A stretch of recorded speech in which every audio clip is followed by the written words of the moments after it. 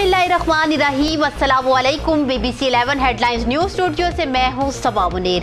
हमारे नुमाइंदा खसूसी जावेद इब्राहिम मग्गी के मुताबिक industrial area Nasir colony police चौकी के इंचार्ज शफीक अंजम की जबरदस्त कार्रवाई।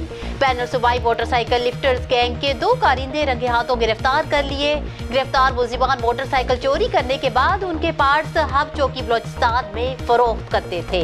इस मौका पर SSP कोरंगी फैसल अब्दुल्ला जाचर ने बेहतरीन कारकर्दगी पर चौकी इंचार्ज शफीक अंजम को CC थर्ड और नकद इनामात से भी नवाजा। याद रहे कि चौकी इंचार्ज शफीक अंजम ने जब से नासिर कॉलोनी चेक पोस्ट का चार्ज संभाला है, स्ट्रीट क्राइम की रोकथाम में जबरदस्त कारकर्दगी का मुजाहिरा किया है। स्ट्रीट क्राइम की शरह में वाज़ेह कमी देखने में आई है। इसके साथ साथ नशात फरोशों को भी लगाम डालने में कामयाब रही हैं। न्यूज़ स्टूडियो से फिल वक्त इतना ही।